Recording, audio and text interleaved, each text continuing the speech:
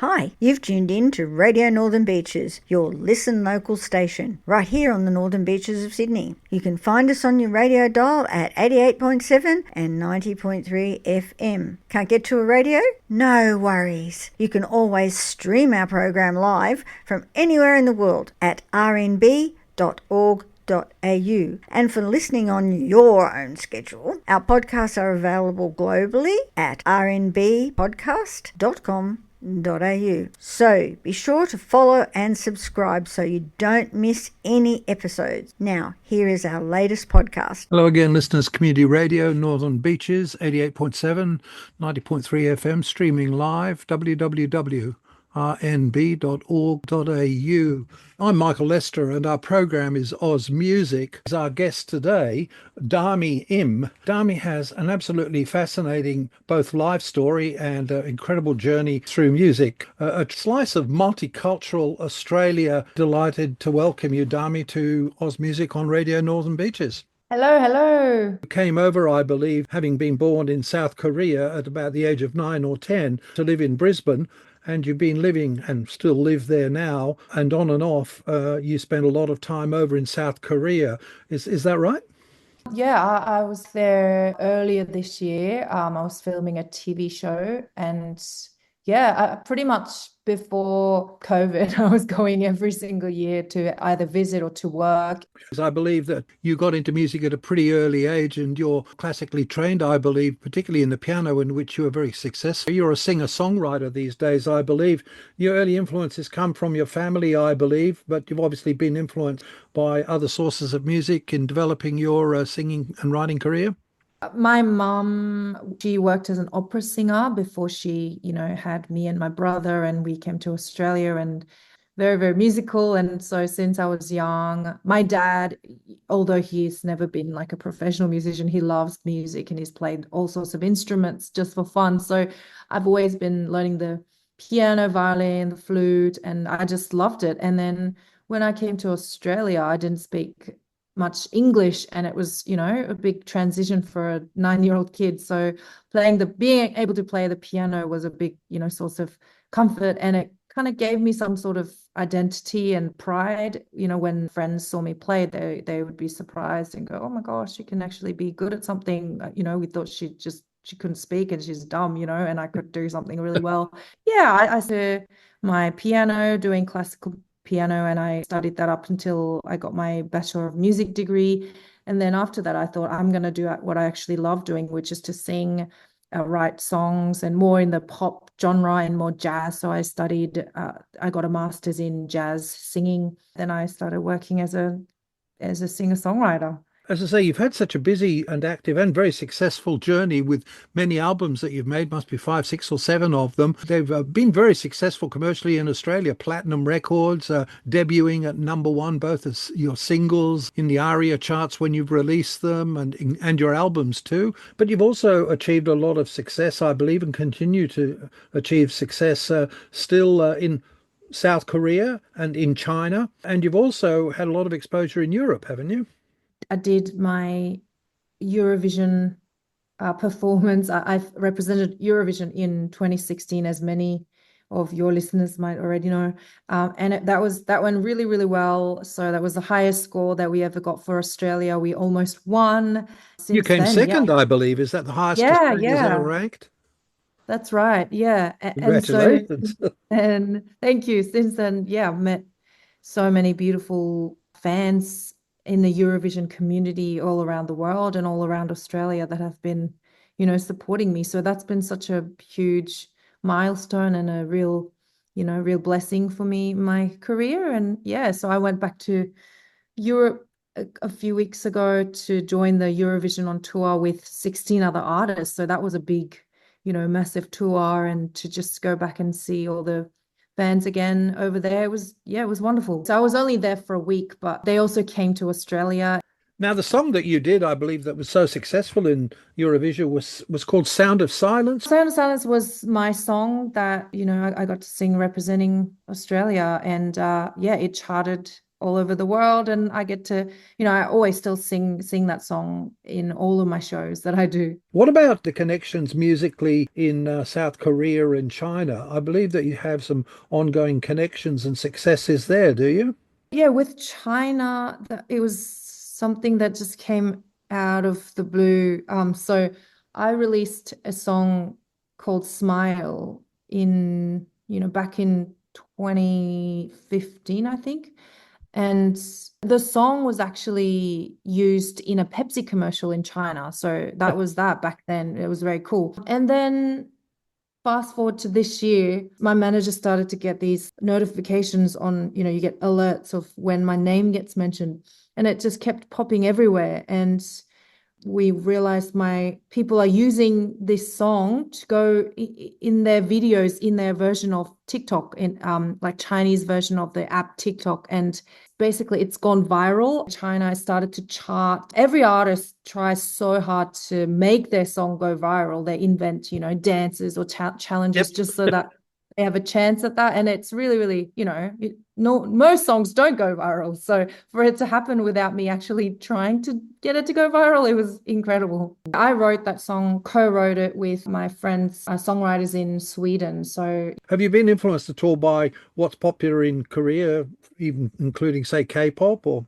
K-pop's become such a huge global phenomenon, and I grew up listening to K-pop, but it wasn't so popular globally back when I was growing up. But, in the recent years, it's just become like come to this like mainstream scene. And, I feel really really proud of that, because people are recognizing some of the great artists that are coming out of it. So yeah, I'm always looking at what they're doing just for inspiration, and they just have such great variety in music, and they're really good, especially on the visual side of things, the way they brand and dress them, and the colors and the sets and the music videos, it's just really they're very, very good at that and making them stand out. So yeah, I'm always, I suppose, trying to take inspiration from what they do, and they're just very, very good at it.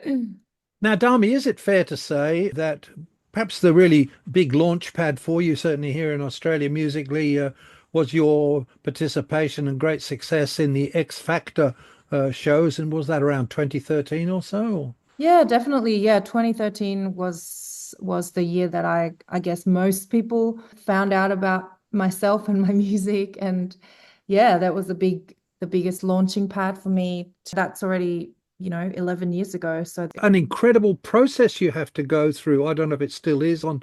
You seem to have to sing so many songs in so many different shows in front of so many different judges, and yeah, very intense and a long process. And I think, I'm not sure these days, I think things are a bit different, and television isn't as popular. People don't watch as much television, and there's so many different platforms, Netflix and YouTube and all that.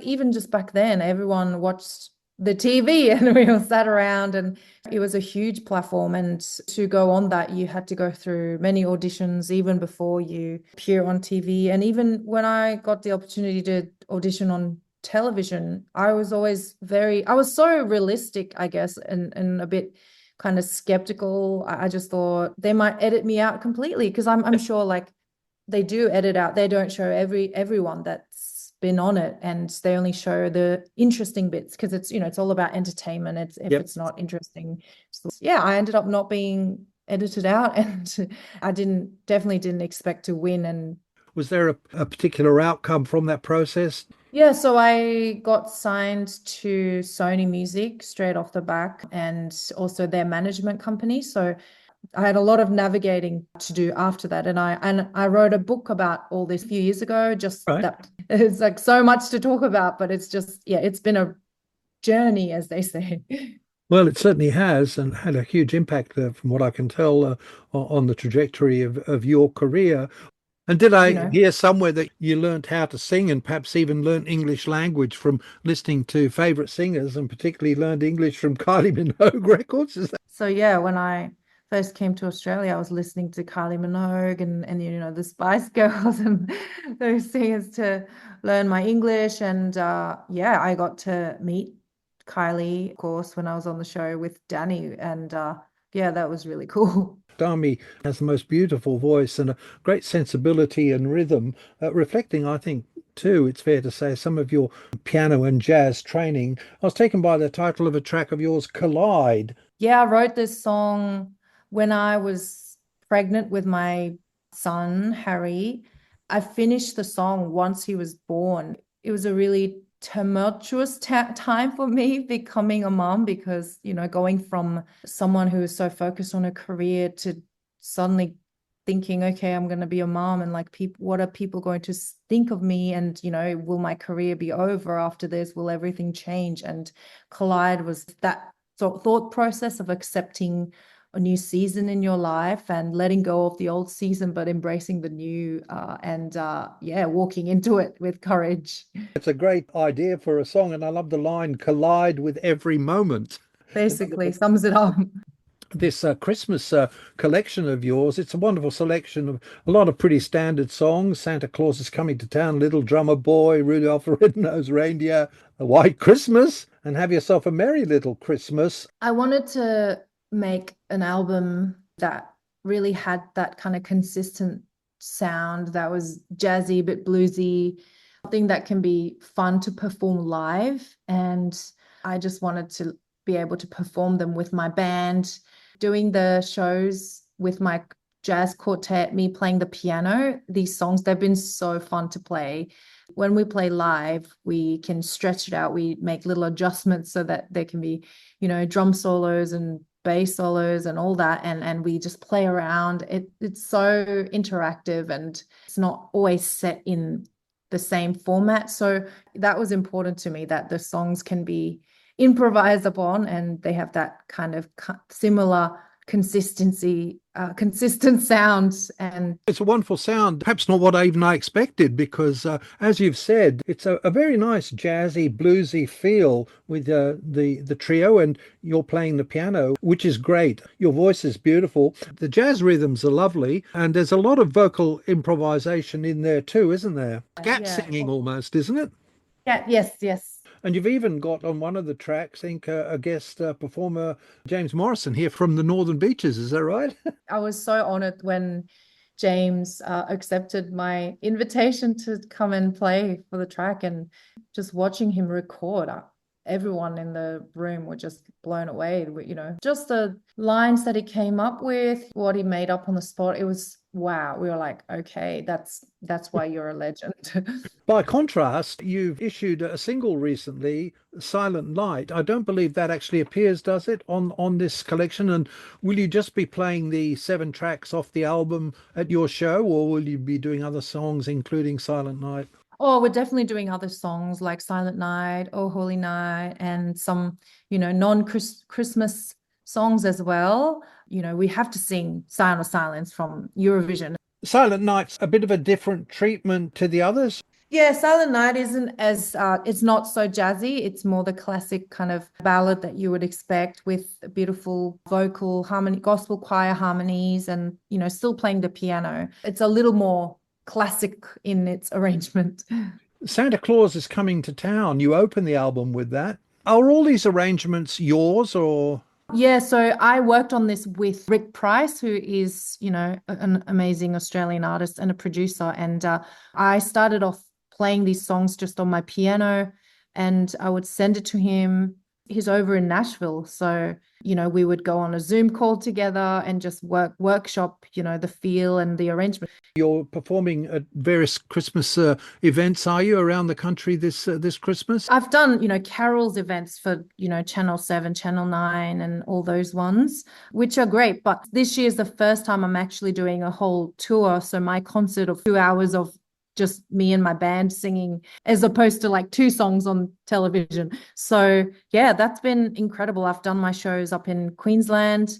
I think they've been my favorite concerts that I've ever done. So of all the tours that I've been doing over the years, this one's been so special. I think because the songs, the band, and, the interaction with the audience, loving these songs, it's been so great. And also I've been asking each state, each show, people to nominate if they have a young person who wants to become a singer or has a great voice, to come and, send a message on Instagram and apply to, come and sing with me on one of the songs. And we've had a lovely young lady sing with me a Silent Night in Brisbane, beautiful girl called Lucinda, and I'm hoping to do the same in at the Glen Street Theatre and in Melbourne as well. Well, it's been a pleasure talking with you, Dami. Dami Im, our guest here on Oz Music Radio Northern Beaches. Are you currently doing any recording for a new album? Yes, I've been busy writing songs, another kind of more jazzy record of original songs. So I'll be recording that in the next, once this Christmas tour is over, maybe in January, and hopefully release something in 2025. Great. One of your songs, In Between. So In Between was the title track from my last EP that I released. Basically, it's about how my life, you feel like you're in between things. You're a career person, you're a mother. I feel like I'm Korean, but I'm also Australian and sort of in between. Everyone has these like in between identities between different things. And it's basically reflecting on the fact that life is in between and you've got to make the most of it. I like it. Life is just the in between. Thanks very much, Dami Im. Thanks for joining us. Thank you. Oh, thank you. Really appreciate your time. Now, this interview with Dami Im was produced just before Christmas 2024. And if you'd like to hear her songs, which are included on the full program, jump over to mixcloud.com/Michael-Lister5 and you'll find it in brackets. It will say Oz #91 and it's titled Christmas Songs Jazz via Eurovision, X Factor and Korea. Dami Im, pianist, singer, songwriter. Australia, the lucky country. We've got meat pies. We've got the world's best beer. But most importantly, top of the list, we've got Radio Northern Beaches 88.7, 90.3. Now hitting the entire world on www.rmb.org.au.